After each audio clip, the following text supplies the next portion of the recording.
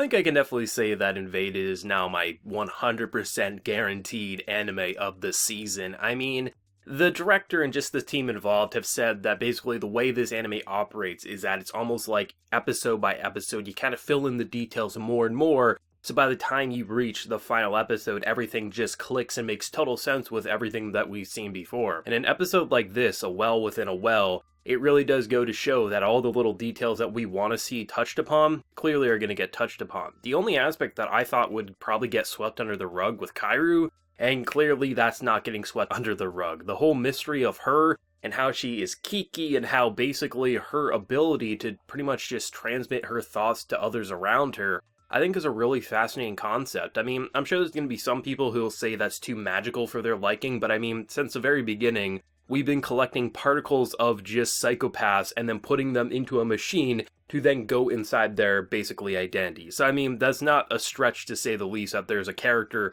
who most likely is being used as a battery for this entire operation. I think that's the only route that they're going to go down, is that she's still alive and out there, but she's basically the hub, the core mind that this well system is basically being used. I think she's basically being tortured for the government or the cops or basically anyone who's using it so they can invade other people's identity, and that's why she's always there. No matter which brilliant detective goes in, they'll always find a dead girl who has to live through it time and time again. I feel like that's the direction they're building up, and if that is the case, that is absolutely brutal and insanity, but I mean, this episode in anime in particular is, I think, a little bit insane. I think for those who probably have a weak stomach, this was probably a difficult episode to get through. I thought this was a amazing episode. Best episode of Invaded without a doubt in my mind, but it was brutal, I will say, from an elbow snapping and the bone almost popping out, to the brutal and just bloody faces, to literally watching someone's skin get ripped off their face. I mean, this episode did not hold back on the gore and violence, and I think for the idea that it was going for with the idea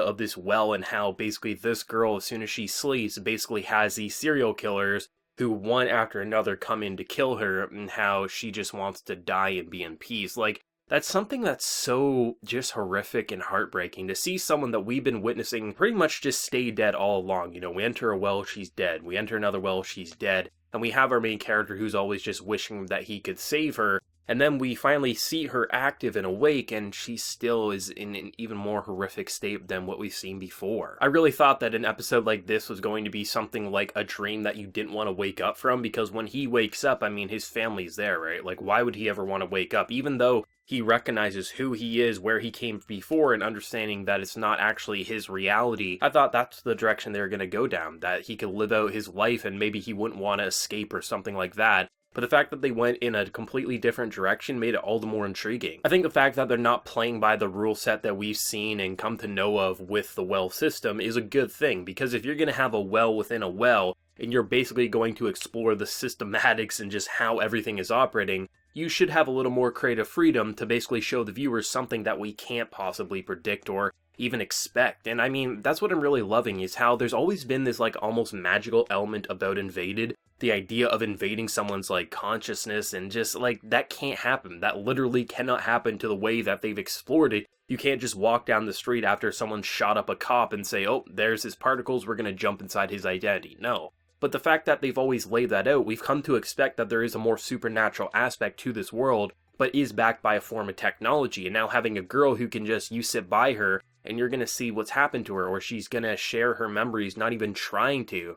There's a lot of possibilities for that, and I honestly think she's probably just a battery. She's probably this, form of basically supplying power to this well system, and if that's true, that is going to be twisted, and I think would go to understand why the former director was so like, oh my god, pull him out of this well, because he probably knows a thing or two about what's really going on with Kiki, aka Kaeru, and I think it's gonna be interesting to see what's gonna happen. I mean, this episode, it was exhilarating, and it brought a smile to my face at certain select points. I mean, the first little chunk of this episode I thought was amazing. I mean, you could really tell the difference between the character we've come to expect and who he clearly would be had his family not been stripped away from him. And the fact that he believes that, like, he has 2 minutes left, so he just hugs his family and just is basically taking, this fantasy for all it's worth. Just saying, like, I want to be with my family even for 2 minutes. But clearly time is a lot different from a well within a well from within a well and things like that. And the fact that he's been able to relive what he's experienced but do it a little bit differently, challenge the challenger,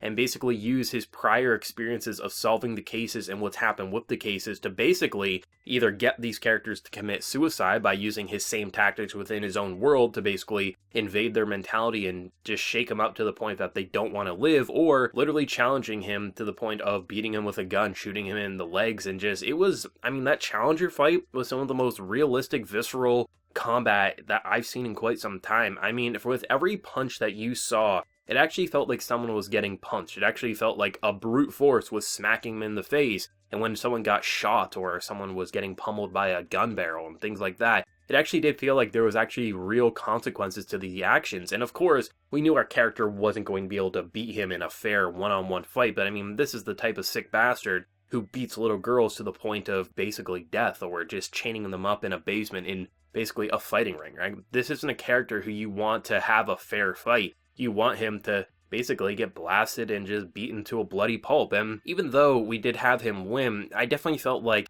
it wasn't some like 1-2, oh look, he's the main character, he has this like perfectly planned path and things like that. No, like he actually did get his ass beaten. To see how much blood was there, they used blood in such a way in this episode that you got across and understood how bad and graphic something was, without it feeling like blood was splattering in every which direction like we were in some sort of like slasher film. In doing so, I think they created one of the more like horrific scenes that portrayed gore in quite some time. Like you can look at just the way the face got ripped apart in that one scene, or just how we saw Kaeru like stab herself in the arm, and just like there was so many moments that it just felt so real. And the fact that we're staring at 2D images and we feel like the way they're getting basically impacted by a punch or a weapon and things like that, the fact that it felt so real and graphic despite it being so colorful and 2D drawn, I think goes to show how much time and attention to detail was probably put into that fight. And the song they decided to play during that combat sequence, I really loved. I won't go as far to say that it was the most perfectly planned insert song of all time and that there isn't another song that probably could have done